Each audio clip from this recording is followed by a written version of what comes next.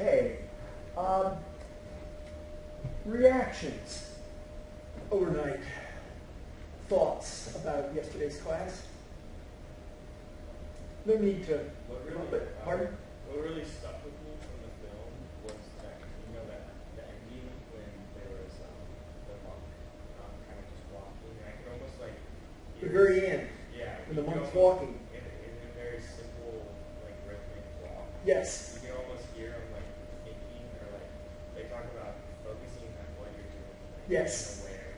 The buzzword is mindfulness. Mindfulness, like of what you're doing. And so you can almost hear him just saying like step. And that's what they do. Like, feeling the ground. Yes. Feet, and like turning and step. And just like, you know, even though he's just doing a very simple walk. Yes. It's like it's meaningful. And it strikes us how simple it is. And we're going to see when we get to Zen that the insight is that everything is the presence of the infinite. I mean, and so that's just a kind of a big picture reflection on what you said about every step, every turn, every moment of awareness. Okay, which we're going to hear an Eastern Orthodox bishop comment in a way on this about how what would be a Christian version of Buddhist mindfulness, or a Christian version on understanding the presence of the infinite everywhere, because this Eastern Orthodox bishop says, if we knew the truth of it, every day is Easter. Every second is Easter. And that's what the women and men who are the great mystics, the great visionaries, Teresa of Avila, John of the Cross, Ignatius of Loyola, who founded the Jesuits, who've been running Spring Hill College since 1847, whatever, is an incredible awareness of the presence of the divine. Well, that's what Siddhartha is talking about, an awareness of the presence of the infinite. And he would deal with it impersonally, because he's talking about Buddha nature, which is kind of the Buddhist word for Brahman, for level 4. Okay? So the fact that you responded to that at the very end of the film meant that that therefore was not just something that was kind of boring and tying up loose ends, but it was really what the whole film had been about. How do you get there? Which is a kind of a grab at, you know, we kind of find ourselves saying, what the hell, Gilmore? You know, you've been teaching this for how many decades? You're still a superficial phony, you know? Wake up! But Buddha is the one who woke up. And notice something that's also very powerful and wonderful about it is so simple.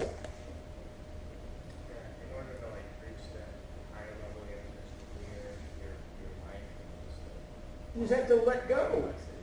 Not be so, you know, which of course is Gilmore's problem, because I teach systematic theology and systematic philosophy, and so I'm always being mocked by people for overanalyzing. And I say, well, no, I try not to overanalyze. I try to just let something be and respond emotionally to the moment, which I was talking, you know, just a little bit with Matt about physical health and this very impressive bottle of water. Actually, did you get a look at the bottle of water that he brought in? He's really banking on a bathroom break before the film. So we were talking about water and the human body and how the human body needs water and how much this is connected with Taoism, because Taoism is all about being in sync with nature, being in sync with the Tao, which interestingly, completely independently of Christianity in the West, interrelated with Buddhism when Buddhism came north into China, which we'll hear about. Okay? Other things that you might want to comment on.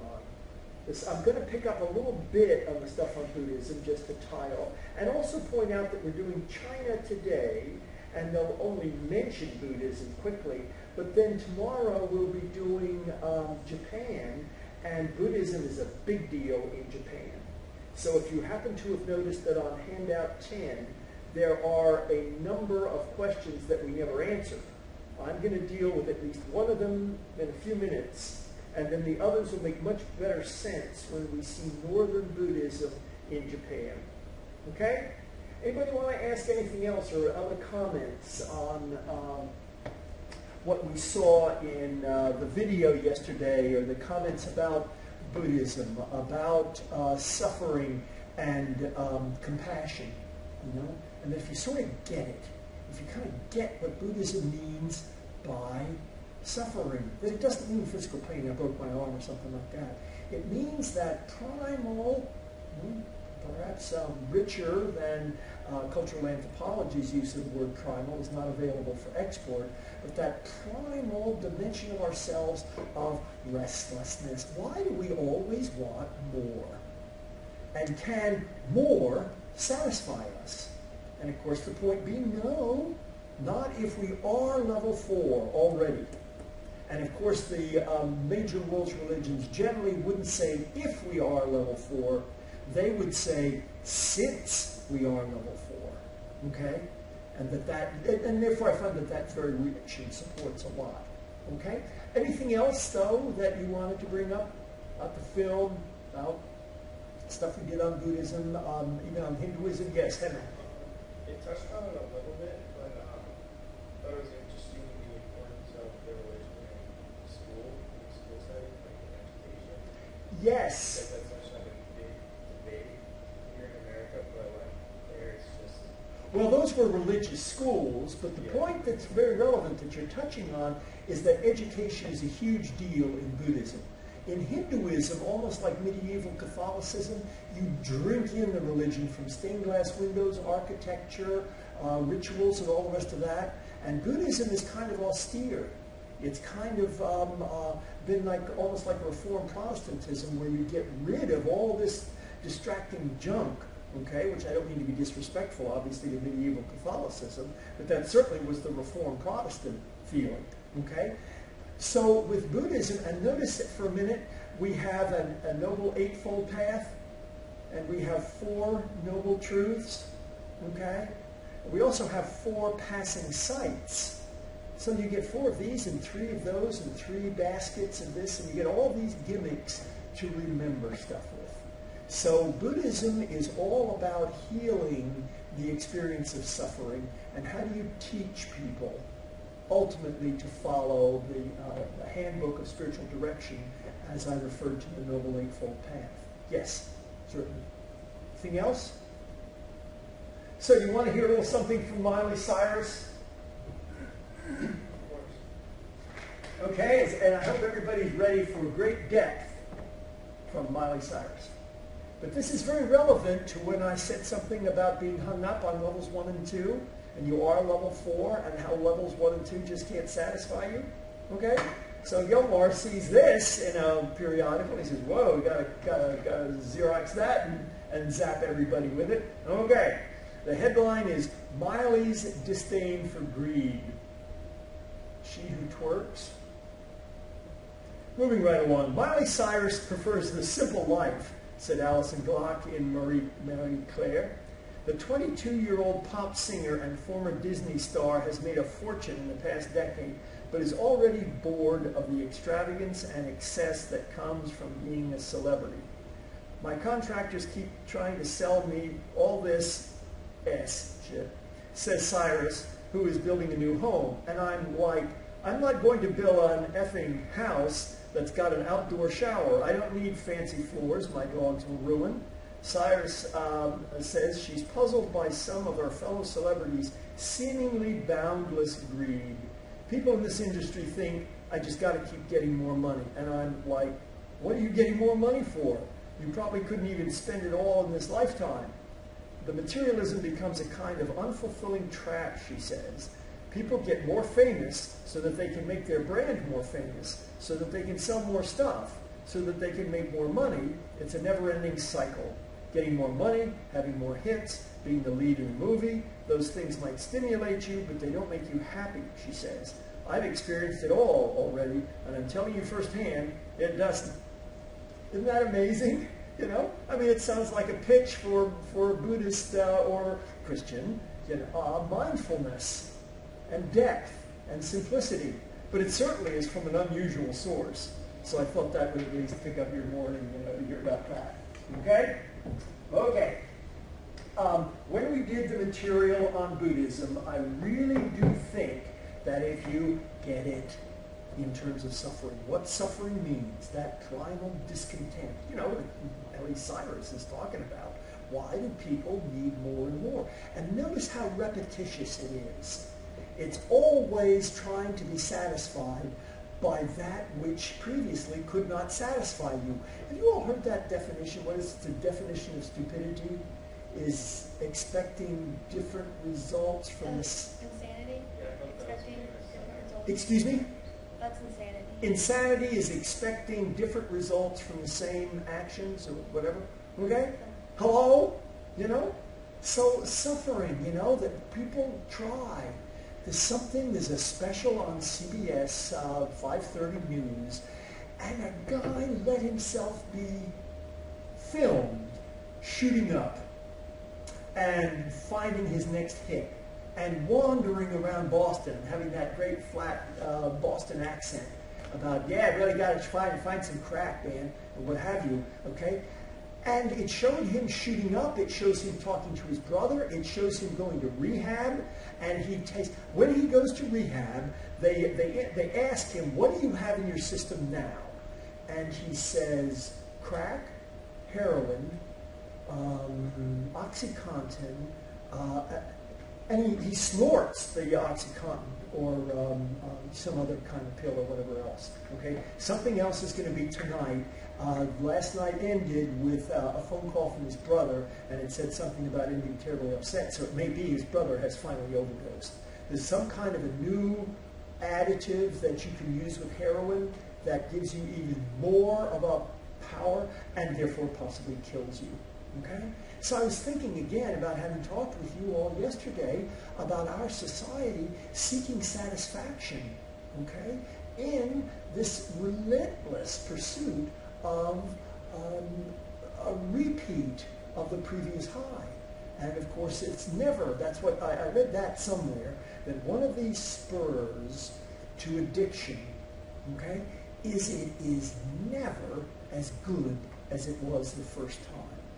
The first time you really got blitzed by this, okay? And my experience with controlled substances, which I don't mind sharing with you, because it's pretty much exclusively in the hospitals. When I have been lying on a table and they put the needle in and they say, start counting, what have you, and the next thing you know, pow, you're gone. And when you're waking up, you're saying, this is so fine. At least that's my experience of it. Although I think I was given something called sodium pentothal, which they use as a truth drug.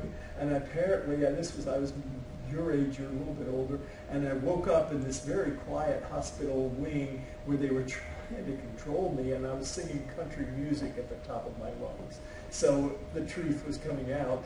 You can take the boy out of the country, but you can't take the country out of the boy. Anyway, what was that all about? It was about relentless pursuit of satisfaction, okay? Which is obvious in our society. Compassion is a little more subtle, even though we pick up on the emotional meaning of compassion right away. But then that knowledge bit, to know another person. Can you get out of your own agendas? Is this a little scary? I mean, I find it scary in my own life, Can I love people? Can I relate to people?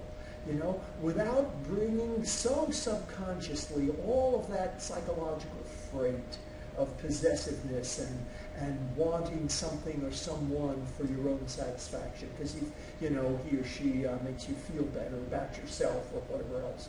But so this was not that.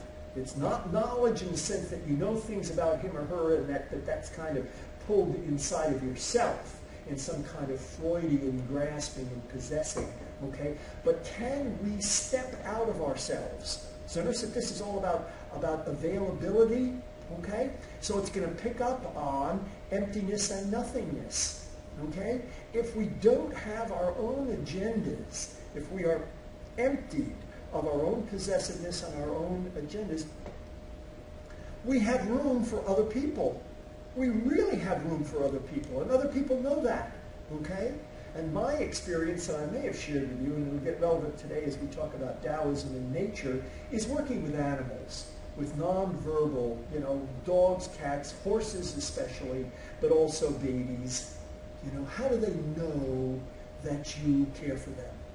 And how are there certain kinds of people that are phenomenal animal trainers because animals just pick up that these human beings know them and care for them. In other words, there's an availability of compassion, okay? So that's compassion of emotion and compassion of knowledge and compassion of existence. That your very existence, and you're mindful, you're attempting to be mindful of that, that your very existence is inclusive. It is infinitely inclusive.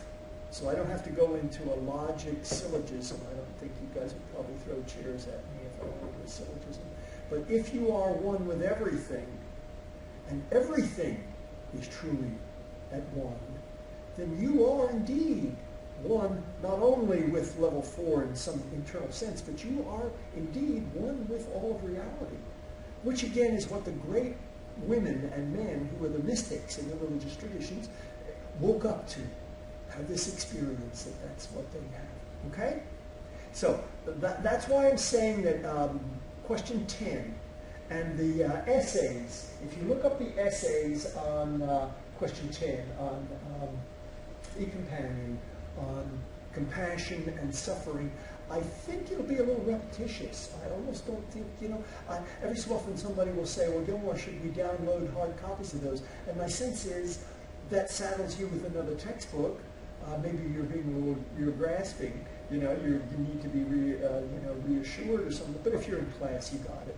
I think in many cases, which is, again, what I say about coming to class, and I try to really bring this home in the day college students when they are indeed liable to say, Gilmore, I got, you know, miles to go before I sleep and promises to keep in my major, so if I'm going to skip anything, I'm going to skip core courses and stuff like that. And since, Gilmore, you have so much support material, I'm going to skip this class. Well, okay, you know, people are discerning, you know, making the judgments and prioritizing their obligations. But my sense is if you're here and that dramatic occurrence happens, you get it, okay? And I see that in essays that people write, okay? Question 11, okay? Question 11 is distinguishing between Theravada Buddhism and Mahayana Buddhism. Excuse me. This is excuse me, handout 7C. So if you would, no, sorry, 7B. Okay? So if you would root around in your notes and get out handout 7G, I'd like to do this reasonably quickly so that we can get some introduction to stuff on Chinese religion.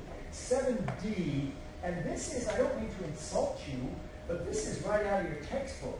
I have it Xeroxed so that everybody will have it in class when I'm looking at it, and because it's just handy to have it here. So this is very simplistic and almost insulting to you and to the depth of the material to say, question 11, the answer is the two columns on the top of 7D, left-hand side, which is Xeroxed from page 126 in your text. Okay? So let me speak to that. Well, I'm not going to do the right-hand column until we've seen some Buddhism in Japan. But the left-hand column is what we saw in Sri Lanka. Okay? It's called Theravada, which means the way of the elders. Okay? If you want to jot something down on this page, the Theravada is the way of the elders. Okay? And I'm just going to go down this column. I might contrast it with what's on the right-hand side very quickly, but I just want to use it to summarize and, you know, give us half of this question taken care of. But, so, human beings are emancipated by self-effort. Namely, you reach nirvana by the Noble Eightfold Path without supernatural aid, because there isn't any. There isn't any supernature. There are no supernatural beings. there are these superstitious demons and Deata spirits and whatever else that we might have seen in that little bit of primal religion in the video, but there are no angelic beings, there's no personal divine being. So you really, in a very austere way, you're on your own. You take refuge in the brotherhood and sisterhood. Back in Buddha's time, there was a sisterhood as well, okay? The Sangha, S-A-N-G-H-A. Do you remember when they were talking yesterday and Ronald Eyre, the commentator, said if there's an equivalent of the Lord's Prayer in Buddhism, it's this 3 refuges. There you go again, 3 of this, 8 of that, 4 of the other thing. The 3 refuges are, I take refuge in the Buddha, okay, who's now dead and gone, so it's his example that I'm following, because he's not around to help me. He's not in heaven. Okay, I take refuge in the Buddha. I take refuge in the Dhamma. They spell it D-A-M-M-A in Pali, P-A-L-I, okay? But we were spelling it D-H-A-R-M-A, the truth that he taught. I take refuge in the Buddha, I take refuge in the Dharma, and I take refuge in the Sangha, S-A-N-G-H-A, S-A-N-G-H-A, which is the brotherhood or sisterhood of the people dedicated to being in that religious congregation. Okay? So, to get back to the left-hand column here on handout 7D, human beings are emancipated by self-effort, by living the Noble Eightfold Path without supernatural aid because they're in. Okay? The key virtue is wisdom, namely insight into the depths of reality and the depths of oneself. Now, it's a little artificial to distinguish these, the left-hand side with wisdom and say the right-hand side is compassion, because the left-hand side is compassion also. In other words, they would basically be saying it is profoundly compassionate. It's like the Republican concept of compassionate conservatism, that you really do the best for people by not bailing them out, by calling them to assume full responsibility for their lives. Okay?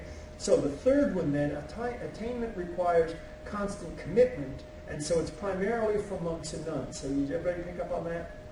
We're all going to have to die and be born one more time at least, and come back as a religious figure who is living that life. Okay? The ideal is an arhat. We saw that at the very end of the film. An arhat is a forest monk.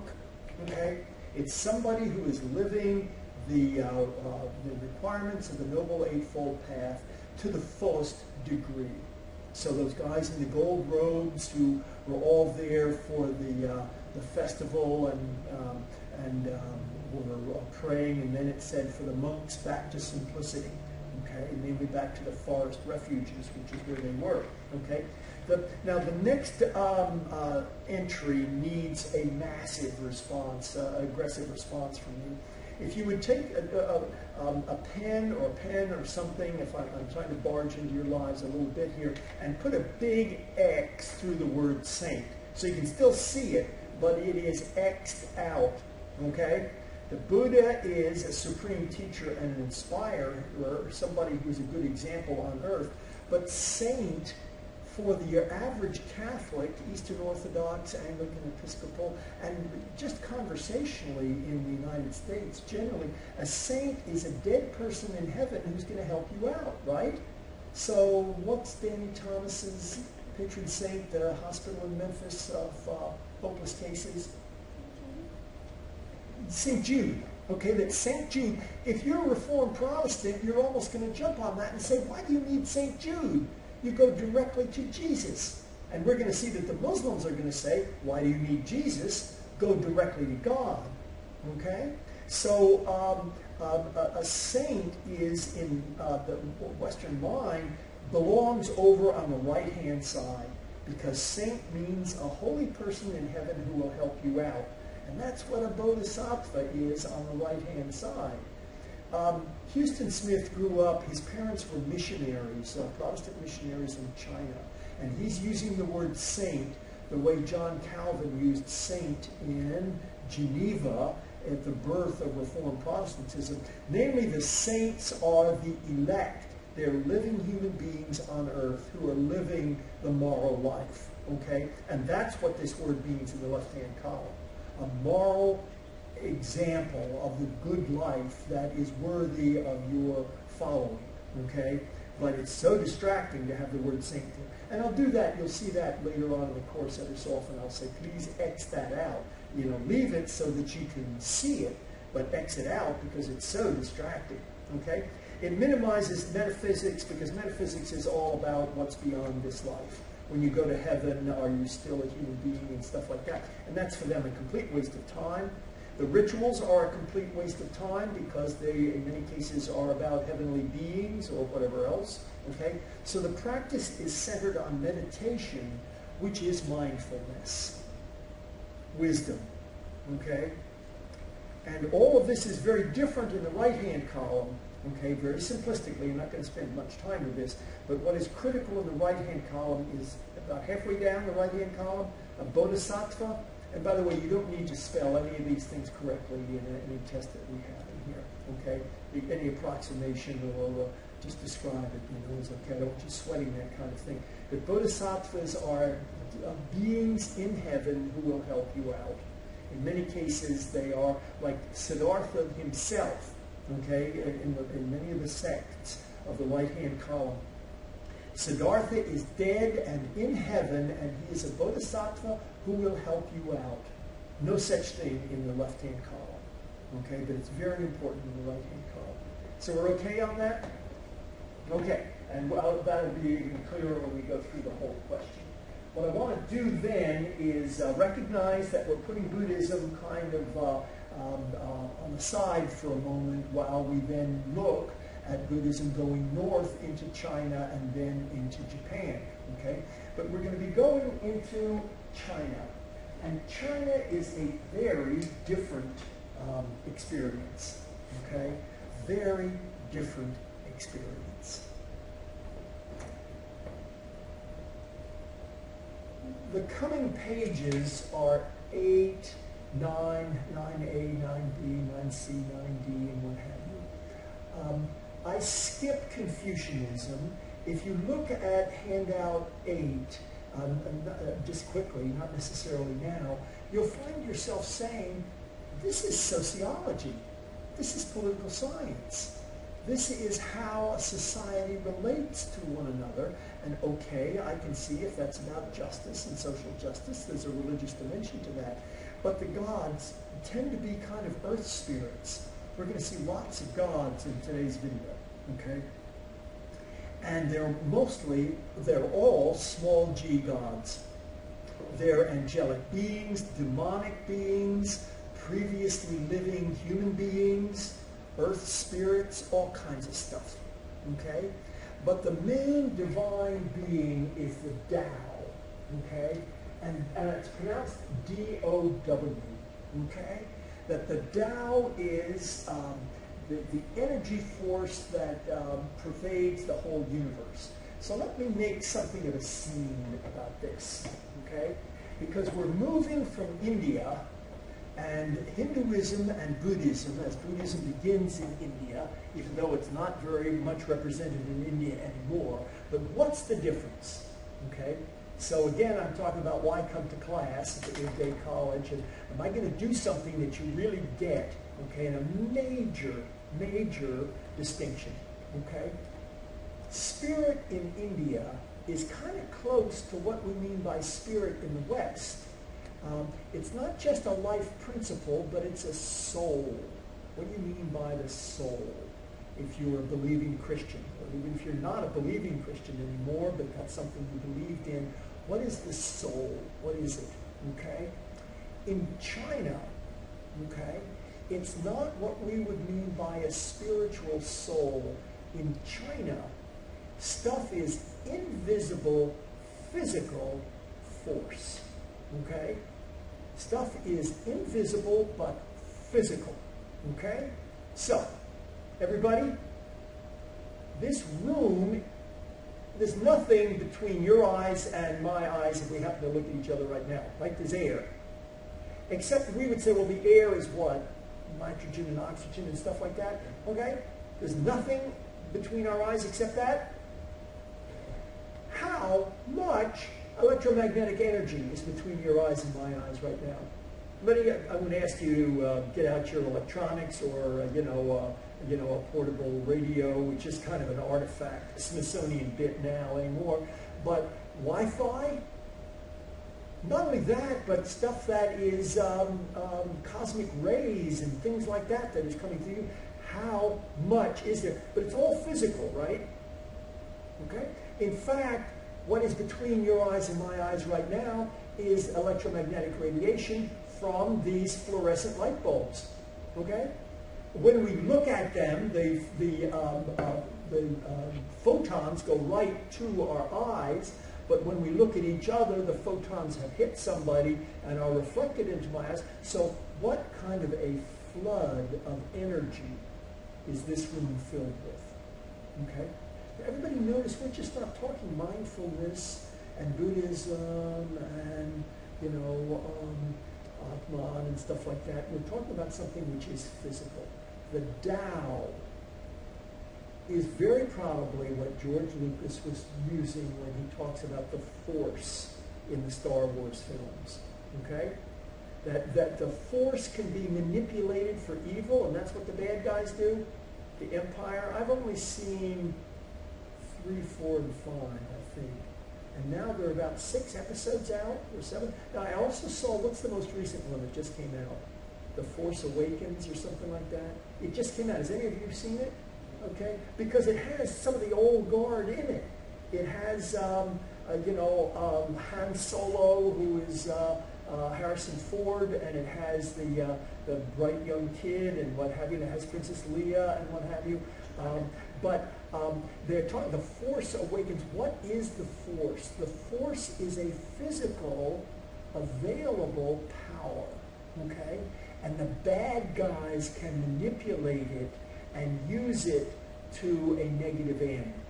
Not true of the Holy Spirit, not true of grace, not true of God's life, which is available in baptism and in hearing the Word of God, in Reformed Protestantism, or in sacraments, in Catholicism and Eastern Orthodoxy, and to some extent in Lutheranism and Anglican Episcopal. Okay? The Tao is a force. Okay? It pervades everything. The way electricity does, the way electromagnetic energy. Okay, if you're writing right now, if you're using muscle, if your eyes are twitching or anything like that, that's because electromagnetic energy is going from your brain to certain muscles, and that's what's making your body work. So it's physical. Physical. Physical. Invisible, all pervasive. Now, a big difference is, even though it can be manipulated, like electricity can be manipulated to electrocute somebody, an electric chair, okay? Atomic energy is invisible, but it can be used to do everything that atomic energy is doing in the world today, and it can also be used for bombs and things like that, okay? You need to know that the Tao, for all of its availability to be misdirected, the Tao is basically good. It's referred to as the mother of the universe. It's nurturing. It eventually will restore a balance. So if George Lucas or his successors were to make another film about the Force takes over the universe or something like that, the Force would begin to transform everybody into goodness. So the Tao is profoundly good. So Taoism is extremely optimistic and affirmative and life-affirming. Even though there are demons and diabolical issues and diseases and things that go wrong and what have you, the Chinese take on reality is almost like the beginning of the book of Genesis, that God created everything and saw that it was good. So it's extremely affirmative about relationships with animals. Okay? One of the things, I would go off on a huge tangent right now, but one of the things about being in sync with nature, being in sync with the Tao, that I delight in sharing with rooms full of women, especially, and men like yourselves is to talk about prepared childbirth. Fellow mammals. Am I saying something insulting? Fellow mammals. Veterinarians point out to us that animals, mammals, other apart from humans, do not deliver in pain. Where's all this pain mentality come from? There are very few societies, human societies, where people do not deliver in pain. Okay, they deliver in labor, and veterinarians know that obviously an animal is in labor, but there are indications if the animal is in pain or something pathological is happening. And then in the somewhat gross image, which I've heard from veterinarians, when you're dealing with a horse that is in labor or a cow, the veterinarian has to go in, which means the rubber gloves up to your shoulder practically, and going inside of this cow or mare and straightening out the little one so the little one can come out. Okay, that's when something's pathological. And then, of course, there could be death and injury and whatever. But can you trust nature? The pennant, the signal for the prepared childbirth groups, and very possibly all of you, okay, will know somebody or be yourselves in need of preparation for childbirth, okay? And it's a really good example of being in sync with nature. Nature works. And George Gilmore has been through 2 training sessions and been in the delivery room when 2 of his children were born, and you don't pass out and whatever, it's just so dynamite and so wonderful and whatever else, okay? But the whole understanding is that you can trust nature, and that's essential to Taoism. Well, it's getting up towards 10 of, so I promised that you could get a quick break before we do the film, so let's try to get back pretty quickly, okay? Try to get back in 5 minutes or so. There obviously is a men's and women's bathroom, one each, for one person each, down to my right. And of course there are women's and men's rooms to our left. But can we go hit the John if you want to? I'll stop this and then we'll have a film. Okay? Thanks. Is the present image on video. Is it an example of something that is too mechanical, that is a society that's kind of cut off from its roots? There's a dreadful problem with air pollution in Beijing these days and in China. Notice that these people are in heavy traffic, which is a nice symbol. It's a nice image. Are you in heavy traffic? Do you live in heavy traffic yourself? Are there various things that I've got to stop this if I can?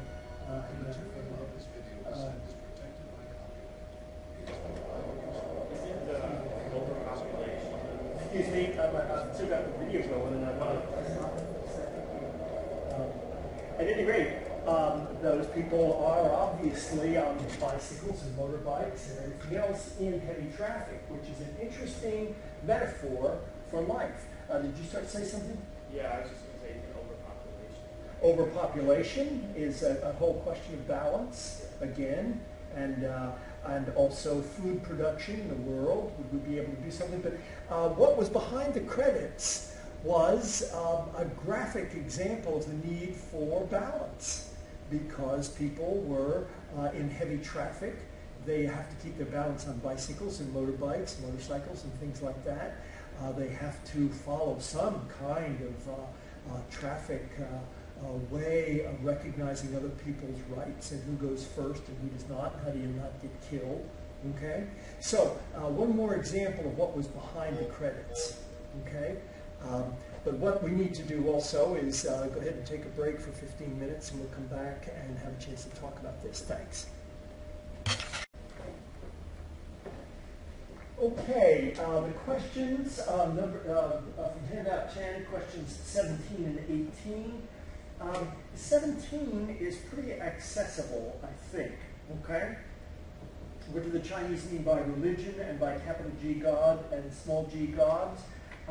And I have an ongoing nag that handout 11, whose numbers are in sync with handout 10, is also able to be helpful with various comments on these questions. But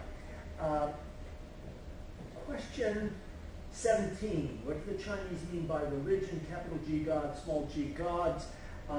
There's a lot of material on handout 9A. So if you would get out 9A, let me jot a few things on the board, help you with understanding that, okay, responding to that question. The capital G God is the Tao, and we'll get to that really more specifically when I do question 18. There's material specifically on handout 9. There's also material here on 9A, very much towards the end of the film, as you saw a few minutes ago. But the small g gods, okay? I suggested perhaps that you go through handout 9A and put rectangles, you know, with pen or pencil, anything, red ideally, or green or something, really, or just a highlighter that would emphasize things. And remember, when the film opened, they met in the office of that particular journal that group puts out, but then we went to the Earth God's shrine, okay? And the Earth God is a nice discussion there that the gods are like human bureaucracies. So you have the Emperor of China, of Imperial China, before the Communist Revolution. The Emperor was the pinnacle, and therefore in the religious frame of reference would be the Jade Emperor. Now the Jade Emperor is an important, invisible, presumably powerful being, but he, or the Empress, she, are invisible, perhaps eternal, but maybe not even eternal, may have come into existence and what have you, but they're physical, okay? They're invisible, but they're physical, and we don't think of them the way we would think of angels, okay, or saints or people in heaven in Christianity, okay? And so the local Earth God is like a local cop on the block, okay? Did you notice that he can get fired? In other words, if there's too many problems with livestock or human diseases or whatever, they fire him and hire another one. Yes? Who, like, does the community fire him and then find a new one? Well, it said somebody, perhaps the mayor or whoever's in charge of the village, and it may be different village by village. Maybe there's a religious figure who does that. And you wonder, well, where do they get the next one? Well, they do advertise in the papers, you know. Earth God needed to show up for interviews. But they undoubtedly have it very structured. Okay, that would be one of the Confucian areas. And just very simply, I want to begin to develop this diagonal here, the balance of the yin and the yang. The yang is Confucius, okay, or Confucianism. Please don't write Confucianism. Confucianism, okay? And his name was Kung Fuzi, K-U-N-G, Kung Fu, and then T-S-E is kind of an honorific. So the founder of Taoism was Lao Tzu, okay, L-A-O-T-S-E. I tried to pronounce this one time in a Chinese restaurant. I can't even tell you this story without swallowing all spit, okay, if that's a little gross of me that you can say such a thing. But I was talking to this woman in a Chinese restaurant, and I said, Confucius, and then I said, Kung Fuzi, and she didn't do anything, and then finally I looked at her, and I said, Kung Fuzi, and she says, Kung Fuzi. And eventually I said it that way. I said, Kung Fuzi, and it's a good accent, you know. You know, for an American to sound that way. But at any rate, his name was Latinized to Confucius. To some extent by Jesuit missionaries. Some of the first people who went to China were Jesuit missionaries who had some astounding successes in Renaissance material, brought clocks and various things about astronomy and what have you.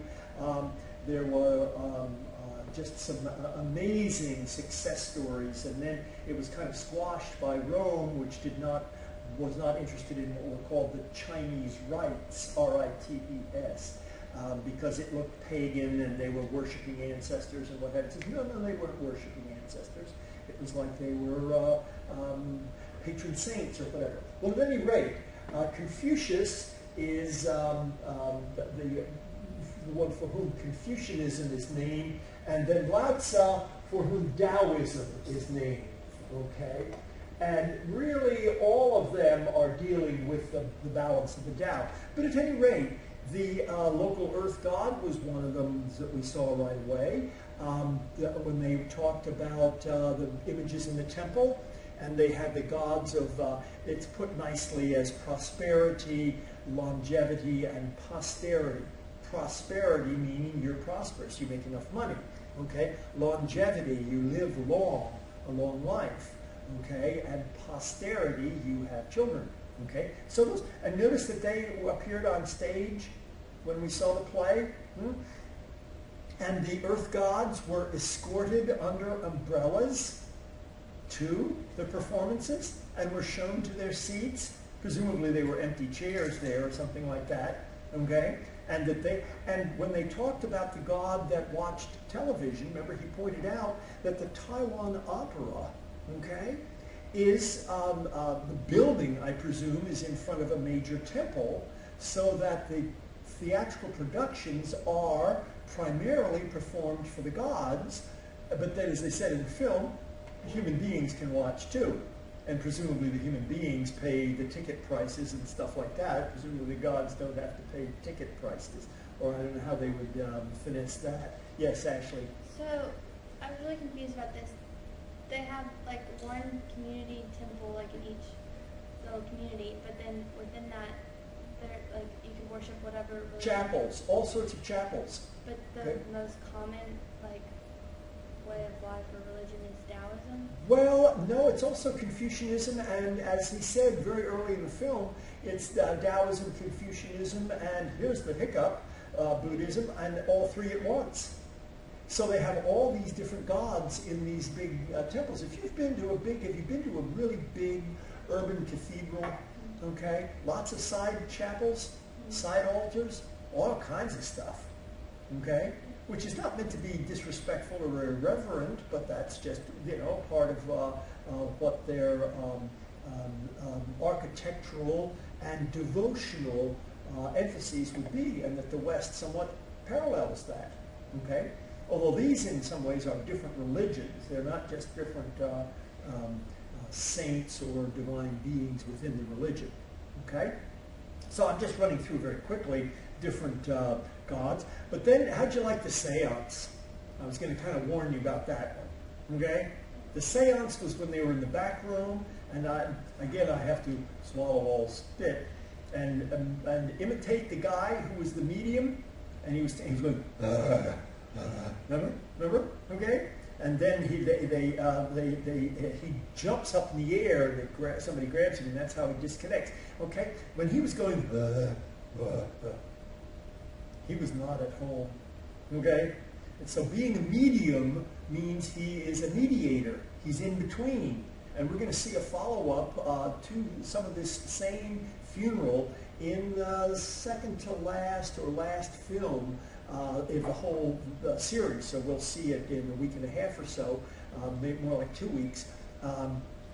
The conclusion of the whole video series, there's another situation where there's a medium who is accessing these other spirits. Did you catch the bit with the chair? They had the chair, they go with the chair, and then they turned the chair sideways and knocked, scratched on the top of the table, which, possibly I could do this with a chair, and I put it up here, and I put it on the board, and I hit the board, and the chair makes these marks on there, and somebody who understands Chinese might see some kind of a pattern here that looks like a Chinese ideogram, okay, namely a Chinese method, a Chinese bit of communication. Okay? But at any rate, notice, and Baudelaire picked up on that when he said some of these gods had once been people. Okay? But what happens is somebody dies. At the seance, it said that the father of a family had recently died. that of itself tears a hole in the community. Okay? So then when they talked about the young woman, Matsu, you remember Matsu was a young woman of incredible charismatic gifts, died unmarried, okay, and was just a local divinity, a local celebration, and things spread, and now this happened, of course, before the Communist Revolution in 1948, she's now declared Queen of Heaven. So apropos of Ashley's question about the different shrines and what have you within that temple, Matsu apparently is a really big deal. Okay? And Matsu is talked about on handout 9A, right before it changes from item 6 to item 7. Talks about Matsu, okay? And she's a really big deal in there, but apparently there are all kinds of other gods. The god that watched the TV, okay, was kind of a side chapel, if you will. But the father of the family was now, so, you know, everybody begin to notice here that the word God is really distracting. We now see that referring to the beings in Hinduism as 330 million gods is kind of distracting. You could call them gods in a way, but they're just not what we mean by God in the West. And to refer to them as saints, which Ronald Ayer did in that film, helps somewhat. I think and angels is better, because the angels pre-exist the earth, and the divine beings in Hinduism pre-exist the creation of the earth, and perhaps survive the destruction of the earth and then the creation of the next cycle of matter. Okay? These gods are what? Earth spirits or whatever else. And I also would like to correct with you that, remember during the funeral there was something about the lords of hell, okay, or the pardon is being sent down to the lords of hell. I think that's very unfortunate. I think they ought to say the lords of the underworld, okay, because hell has a very distinct connotation or denotation for your average Christian. Nobody comes back from hell, okay, and the hell is presided over by the principal source of evil in the world. That's not what the Chinese mean, okay? Namely, somebody is in the underworld. It's a restless spirit. There's some nice stuff done on that, about how you become a god, or how they begin to have a... well, the English word that's kind of biased also is cult, okay? In the Catholic Church, the word cult, especially in Latin, is not a negative word, okay? It means a devotional group of... recognitions, prayers, rituals, and things like that for a particular person. Okay, so that's kind of late in arriving. I mean, in your lifetimes, people like John Paul II have been recognized as being in heaven. Okay, and therefore recognized as saints, and therefore you can have a high school or a parish named the parish of St. John Paul II. Okay, when I was your age, you know, there was nobody who was a saint that was anybody, somebody might have known. I mean, they were all, you know, centuries past. And I can remember someone I knew well knew about, there's a law firm in Philadelphia, and its name is Catherine Drexel. And I think Catherine Drexel founded, or her religious order founded, Xavier University in New Orleans, okay, intentionally as an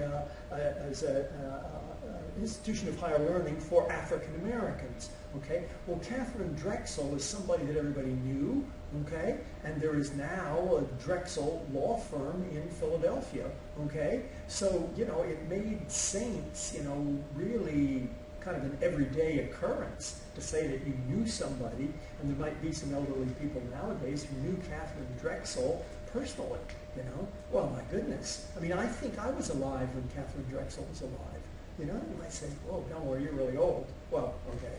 But, you know, it might be surprising that, but now that we have John Paul II and John the 23rd who are recognized as saints. Gilmore, you're off on a tangent, and what's this all about? It's all about the fact that human beings in China become, the only word they have is, in the video, is gods. Okay? So, capital G God is the Tao. And we'll talk about the Tao and what it is. But remember at the very end, they said anything that you can say about the Tao is not the Tao. Okay? The Tao that can be spoken is not the Tao. Okay? And another line that I find really fun as a teacher, those who know don't speak. Namely the women and men who are the mystics, who have had these sublime visions, they're not running off their mouths. Okay? Those who know don't speak. Those who speak, like teachers, don't know. Which shuts me up for a few seconds. And then I go right on talking because I'm not about to be slowed down by that. Okay, but that's part of the book, the Tao Te Ching, and we have it in print on handout 9, and we can look at it in a few minutes. But I want to stay again with question 17, which was that capital G God is the Tao, which I will indeed explain a little bit more fully, but then it's the small g, the gods, and they're all over the place. Okay? The gods on stage salute the gods, and various other comments that are emphasizing the divine. Okay? So we're okay on the first part. We're actually on the part of that question that is emphasizing what do the Chinese mean by capital G God and small g gods. What do the Chinese mean by religion? Let me make a huge scene. Huge scene. Huge scene. You're going to say anything about Chinese religion, it is the most immanent religious experience we're going to see in the whole course. Immanence. The divine is immanent, the Tao. So for starters, really emphasize immanence, that is true of Chinese religion. Now, there's some good stuff in handout 9A, item 4 specifically, okay? And there's also some good stuff in item 6. But item 4 specifically, Ronald Eyre was sitting and chatting with you all and the audience and me about when he said when he's asked about religion in China, he's shown quite ordinary things. Okay, remember? Handling objects. Well, actually, he starts off with a couple of things that are a little distracting because they sound like the Ten Commandments. Honoring your parents, honor the father and the mother. Okay. Lighting a joss stick, incense, J-O-S-S, but incense stick, that's religion. Well, okay, we can say, yeah, that certainly looks like religion as you would experience it perhaps in your lives already. But then did you catch the other things that are religious actions? Situating a house harmoniously in a hillside, feng shui, okay? The fact that there's a whole integration, which again emphasizes immanence, of religion throughout the whole of life. So let me say something else very simplistic, but that may help you a good deal on this. In China, also, there is no distinction between the secular and the sacred. Everything is permeated with the presence of the Tao. Okay? Nothing is irreligious. Now, of course, they've been affected by secularization from the westernization of those cultures, but that the whole original experience is one of an integration. Now, did you catch another one in there that was part of Chinese religion? Balancing seasoning in food? What? Yeah, Ashley? You said there was no separation between the secular and what? Sacred. Between the sacred and the secular. Okay? And that this one that I just mentioned would be an example of that. Balancing seasoning in food? Have any of you been to a Chinese buffet or whatever that had Szechuan food, which is fiery hot? Have you had fiery hot Chinese food? Okay, you might be, actually you're saying you might not have, but there's plenty, there's some of it around. In fact, it kind of, when I go to Chinese buffets all the time, and nowadays they even warn you. And when you get a menu, okay, I have a menu from a particular restaurant that we order from all the time, and there's like a mini, like hot chili peppers, there's a mini red pepper right next to the items on the menu that says, hey guys, this is fiery. Okay, where I'm going with this though is I don't know about you, I tend to go to Chinese buffets and kind of pig out, okay? But if you are served a Chinese dinner, you're going to have something that's fiery, but right next to it is going to be chopped cucumber, or right next to it is going to be plain white rice. When you were a kid and somebody played a trick on you and gave you a cracker or something with a whole bunch of Tabasco in it, okay? And you had a whole bunch of Tabasco in your mouth, what did you go for? Drink of water, right. Water, and everybody tells you, don't do that, because it just spreads the fire in your mouth. What should you do if somebody pulls a trick on you in the cafeteria here and gives you habanero pepper, okay? Or there's one even worse than habanero now, fiery more, okay? What should you do?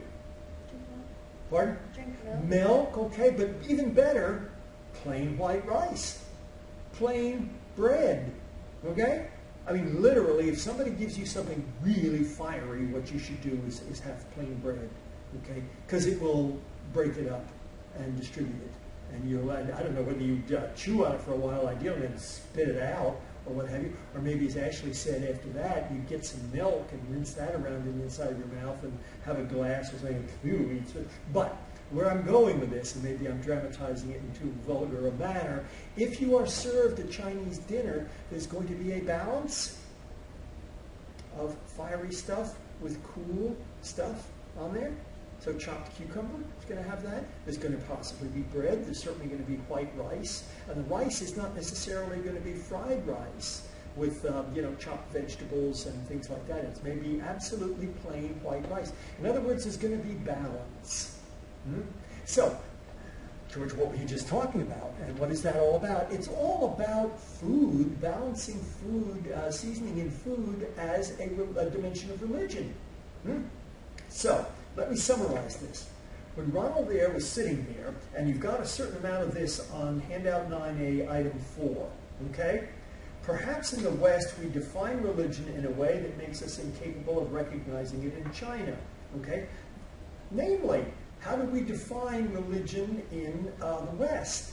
Transcendence, okay? Ronald Ayer specifically said in the West we have a God, we have rituals. Performing rituals for God is religion, okay?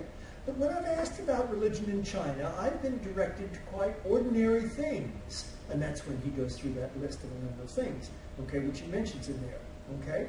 Perhaps in the West we define religion as transcendent, as a transcendence experience of contact with a transcendent, personal, supreme God. Okay? And then we look for that in China, and the best we can find is some kind of big deal people in the temples like Matsu.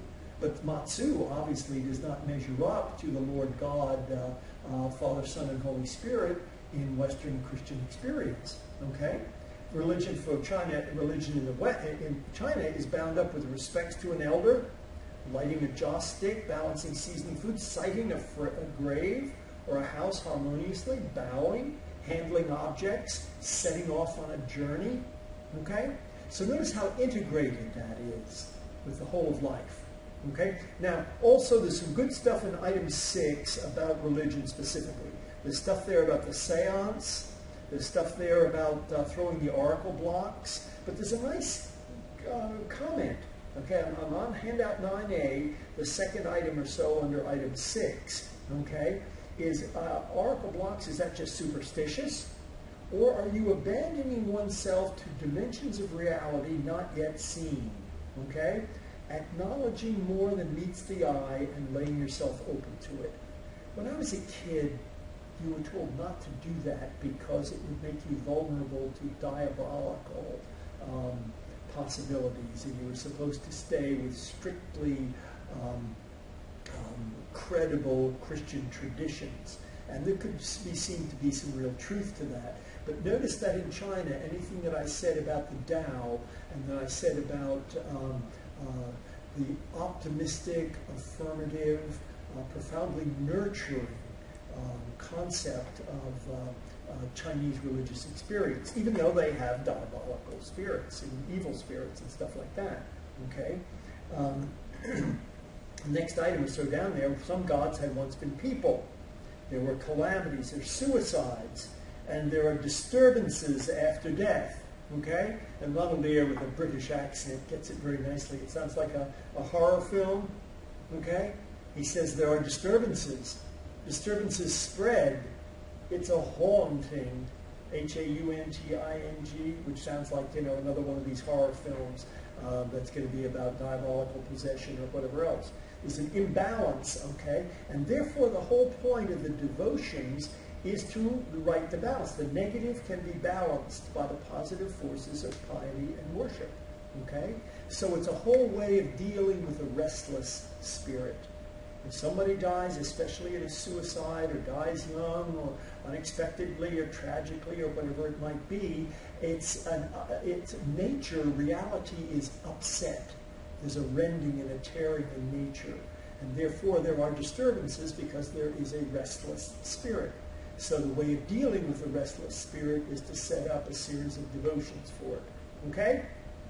So we're okay on that one. Okay. So that captures most of the material that would be relevant to question 17. What do you mean by religion, by capital G God and small g gods? Okay? What I need to do then is the next question, which is what are important aspects of Taoism? And that's on handout 9. I think it's important that you find handout 9 and have it right next to you and be able to deal with it. Okay? What I want to do is kind of go down the top part, Roman numeral 1. We're obviously not going to do Zen, but I have Zen on this page because Zen develops very specifically out of northern moving Buddhism and Taoism. Okay, so let's start at the top of page 9 and kind of work through it. Okay, what are the origins of Taoism? Lao Tzu is spelled T-Z-U, and Chuang-Tzu, who is one of his disciples, followers, is T-Z-U. You can spell T-S-E or T-Z-U. Okay, you all have grown up with Beijing, right? The capital of China. Okay, have you ever seen a Pekingese dog? Okay, the Pekingese dog is a dog from Peking, P-E-K-I-N-G, which is now Beijing. Okay, but it was also called Peiping, P-E-I-P-I-N-G. It's now been standardized as Beijing. Okay, but you can see with Lao Tzu, Chuang-Tzu, what have you, there are different ways of translating these things. What's underlined there is it's pronounced the Tao Te Ching. Okay, that's the book of Taoist sayings. Okay, that's the one that begins. The Tao that can be spoken is not the Tao. Okay, which is recognizing that any staggering religious experience is not verbalizable. St. Paul says in one of his letters, and we tend to think he's talking about himself, that he knows someone sometime past who was raised unto the third heaven and saw that which eye hath not seen, nor has ear heard, nor has it entered into the heart of humankind. Okay? Namely, it's beyond speaking. And when Thomas Aquinas was dying, supposedly he said that everything he had written was straw, which I've always thought was very disappointing if you're writing a doctoral dissertation on Thomas Aquinas' thought, and Thomas has said it's all straw. Well, what he's saying is it doesn't measure up to the sublime vision of his experience of God, apparently on his deathbed. Okay? So let me continue on page 9, the second line on page 9. The Tao Te Ching, and the T in Tao is pronounced like a D. If there's an apostrophe, it's pronounced like a T. The Jing, if there's an apostrophe after the CH, then it's pronounced Ching. And we'll see that, I saw it briefly in the film when they talked about Tai Chi, okay, the Chinese martial art. But at any rate, it's a nature mysticism.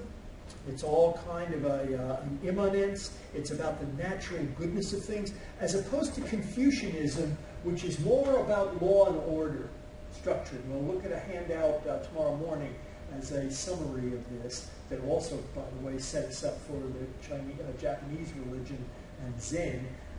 But anyway, some things that are emphasizing the natural goodness of Taoism as opposed to Confucius's worry about evil.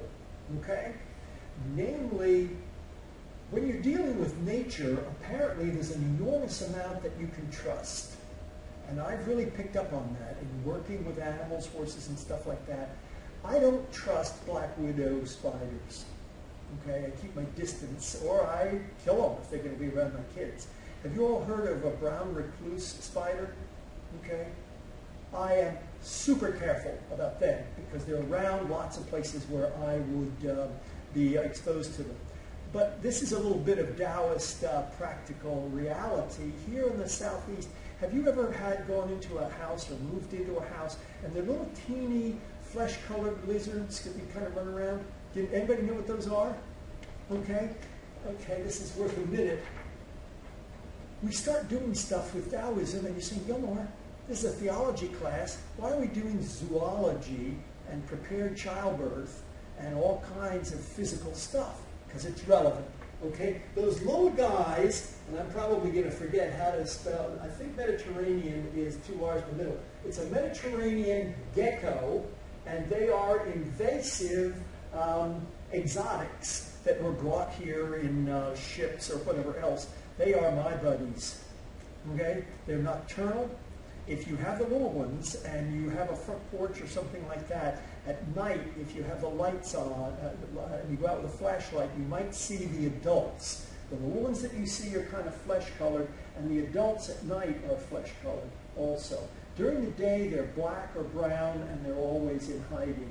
Okay? Somebody once commented to me about geckos, that geckos are, and this is what the guy said to me, they are voracious insectivores. It was all I could do to control myself and not say, not only that, but they eat a lot of bugs. Okay?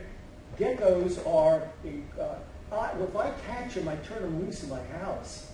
Okay? Little ones. Okay? Because the house, it's an old house, it's a 100-year-old house, and there are geckos in there anyway. I want them to get the brown recluse spiders. And if a brown recluse spider bites you, the venom stays localized, and it does not become neutral, okay? And it causes an unhealed wound that eventually has to be cut out, okay? So what are we talking about, Gilmore? We're talking about elements of nature that are dangerous. I'm very careful around, I try to get nowhere near a cottonmouth moccasin snake. You guys know what cottonmouth moccasins are? Okay? They don't back off. Okay? And they can get about this big. The biggest one I think I've ever seen was in the zoo. Okay? And they're about as thick as a muscular person's biceps or as your thigh. Okay? Pardon? Don't they kill you? Oh yeah, they'll kill you right away. Okay? Namely, they're probably, along with really big rattlesnakes, the most venomous. Well, the most venomous snake around here, which is extremely rare and pretty well exterminated, are coral snakes. And coral snakes have the same kind of venom as cobras, okay, which is a neurotoxin, so it affects your nervous system. So it can cause you, arrested breathing or heart attacks or whatever. Whereas pit vipers, which is cottonmouth moccasins, rattlesnakes, and copperheads, okay, what they inject into you begins to digest your musculature, okay, and is incredibly painful and, of course, attacks your whole system anyway. But cottonmouth moccasins are extremely dangerous because they don't have a warning like a rattlesnake, okay. Gilmore, here we go again. You know, what is this supposed to be an example of? It's an example of the fact that nature is incredibly trustworthy and nurturing, but nature is also extremely dangerous, okay? Lao Tzu and Confucius supposedly existed at a time in Chinese history of tremendous political uproar of various ways. And Lao Tzu said you have got to trust people and trust people's better instincts, and that will build a better society, okay? Confucius said you've got to have law and order. You've got to have structure. Okay? The handout that I'll be referring to tomorrow morning refers to the noble savage, which was a theory by a French political scientist named Jean-Jacques Rousseau, and it was about the Native American Indians being absolutely uncorrupted by European culture. Okay? Have you seen a movie called Dances with Wolves? Anybody seen that? see it sometime when you get a chance. It's Kevin Costner. He's been incredibly brutalized by the Civil War.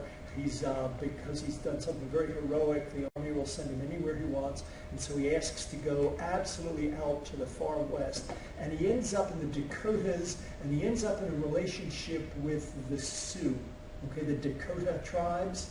And they are incredibly peaceful, good people in union with nature.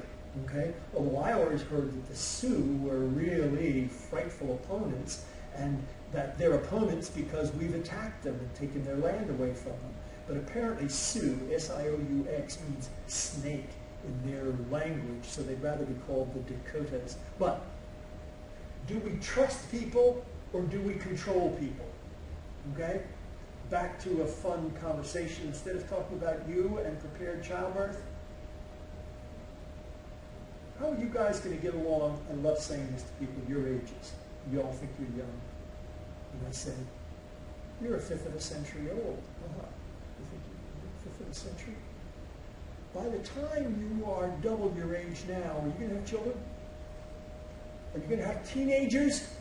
Teenagers! Are you going to trust them or are you going to control them? And how are you going to balance it? I had the most wonderful life experiences with that because I was a single parent for a while and my house was infested. You have to think roaches. My house was infested with teenagers. And I loved them. They loved me.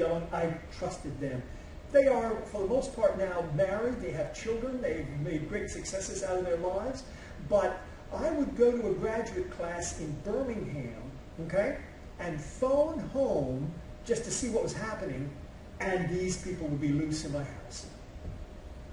One time, somebody answered the phone, and this guy was probably the closest to a pathological criminal than anybody I ever knew well personally. But he was trusted and loved, and the next thing I knew, he was in the Special Forces. He got a degree in criminology at South Alabama and was working with young people at risk. When I knew him, he got so furious because people were tearing up his house that he took a steak knife and plunged it into his abdomen. When I called from Birmingham, he answered the phone. What do you do? Okay? When I was working with the youth group at St. Lawrence Parish, okay, we had discussions. We had one discussion with parents. And one of the people, one of the teenagers in my group, her father was the regional director of the FBI. So they were present at this thing. We had to get together and we faced that question I just brought up. Do you trust your teenagers or do you control them? And how do you decide and when? And part of my insight as a parent was you have to trust teenagers because you don't have a choice. Can you get pregnant at 1 o'clock in the afternoon just as fast as you can at 1 o'clock at night? Yes. Okay? So my sense of working with teenagers was you got the 10 Commandments, but you've also got thou shalt not kill thy friends in a car accident, thou shalt not brutalize it, thou shalt not get yourself pregnant or somebody else pregnant, thou shalt not be drug dependent, alcohol dependent, all kinds of things, which if trusted and not confrontational, they don't have to be confrontational in reaction. So we had this get-together at St. Lawrence Church with parents and teenagers, and we sat around and talked about discipline and teenagers. Would you like to have sat in on that one? Okay? There was somebody who said, as long as your feet are under my table, you'll do what I say. Is this a pretty persuasive argument for that teenager to no longer have his feet underneath that table? So they ended up at the Wussy Gilmore's house, okay? Because they ran away from home. Or they ran away from home and they weren't in our house, and we tracked them down, got them there, and helped with reconciling all the rest of that, okay? The wife of the regional director of the FBI was this very nice woman. Her daughter was in my class. Remember everybody's name. I remember on the tips of my tongue right now. At any rate, she was kind of in a nice motherly suit, Grace, it was Sunday in between masses or something like that, okay? She said she had a son whom she put on restriction. Do you guys know that expression? What's it mean to be put on restriction? Like grounded, kind of. Grounded. And what does that mean? Like you don't have as much freedom. You don't have as much freedom. You can't drive the family car. You might be very limited in terms of electronics that you can use and stuff like that. Okay? She stood up in front of us and she said, one of my sons was so uncontrollable that I had him on restriction for a year. And then she had the spine and the integrity to say, it didn't work. Yay, let's hear it for honesty. Both of her sons are now attorneys in Baldwin County. And one has been a district attorney, or one of them is now a municipal judge or something like that. I mean, it's great kids, whatever. But it's a challenge, okay? What are you going to do with your teenagers, okay? To what extent can you control them? To what extent do you trust them? Okay, everybody, I'm going to say something that you're going to say, Gilmore, you set this up, you phony baloney, okay? You guys, dealing with your teenagers, is this going to be a question of balance? Ah, gotcha. That's what the whole class today of China has been all about. And that's what Confucius and Lao Tzu were dealing with. What do you do? What should the United States of America do with its prison population? Okay? Typically, there's a very liberal, left-wing approach either in Germany or in the Scandinavian countries where they treat the prisoners like people in rehabilitation hospitals. Okay? They are controlled in terms of the fact that they can't leave. But they have TV, they have nice meals, they are rehabilitated. Okay? Whereas one of the great problems with the United States of America is when people go into our prisons, they come out worse. Literally. Very probably, literally worse in all sorts of ways. So, should we be Confucian or should we be Taoist? The approach to prepared childbirth nowadays among lots of OBGYNs, obstetrician gynecologists, okay, is profoundly Taoist. I have a video that I used to show that was made in the 60s, 70s, which is when my kids were born, and they refer to childbirth almost as Confucians because what you do with a woman is, quote, knock them out, drag them out. Knock a woman out with a general anesthesia, lay her flat on the back, which is not going to help gravity, okay? There are positively childbearing chairs which are open in the bottom where gravity helps the baby come out, okay? And I have somebody who comes when I teach the sex and marriage course. I have a woman come who's a doula, D-O-U-L-A. She's an RN and fully experienced registered nurse, okay? But she's also a specialist in obstetrics, okay? And and as a doula, she's not really a midwife, but she's somebody who facilitates births. It's like one of these people that I told you who's a wizard with animals, who just knows what to do and stuff like that. She has these incredible stories of people who are incredibly uptight and they cannot. I worked through very physical stuff in that class talking about childbirth. You know, the baby cannot come out if the cervix is tight. The cervix has got to be 10 centimeters for the baby to get through. Okay? Okay? Cervix is what connects the vagina to the uterus. Okay, it's right. It's a kind of a a circular muscle in there, sphincter. Okay, that has to expand. Okay, so don't push. The whole idea is don't push. Okay, because we're talking about Taoism. Okay, the system works. Okay, the uterine muscles that cause contractions are not controlled. They're controlled by the autonomic nervous system, which is what controls your breathing and controls what makes the food go down, peristalsis, what makes the food go down, what makes your heart beat, okay? That's the autonomic nervous and muscular system. That's what runs the contractions. So let the contractions work. So there's marvelous stuff. There's a book about China, appropriately, called The Good Earth, where a woman is working in a rice paddy She's pregnant, 9 months. Her time comes. She goes to the side of the rice paddy, delivers the child, cleans up the child so the child's breathing is clear, okay, cuts the cord, ties off the cord, puts the baby, and walks back into the rice paddy, okay? My older son was born in the only hospital that then allowed the father to be present in the delivery room. When you have that, they allow the father to be in a private room with the mother and the baby. There were no private rooms. My mother-in-law was an MD, so they let the baby and the mother come home the same day the baby was born. So we drove into the driveway, and my wife got out of the car, and she moved very gently. She was not working out on a trampoline that day. Sarcastic, cynical, disgusting remark. Okay? She had delivered the baby 4 hours earlier, and she walked in the house dressed as you and I are dressed and went somewhere and lay down and whatever. It really helped that her mother, who was at the house at the time, was an MD and a diagnostic specialist, and that's why they allowed the baby to come home. But contemporary American medicine, and this is the last thing I should say, contemporary American medicine is getting more and more in tune with the fact that if you just let it, the body will heal itself, which is profoundly Taoist. Sometimes you have to go in. If somebody has appendicitis, you have to be a Confucian. Okay? I think you got it, and we'll pick up on this a bit more, and I'll work through the material, the specific material for question 18 tomorrow morning.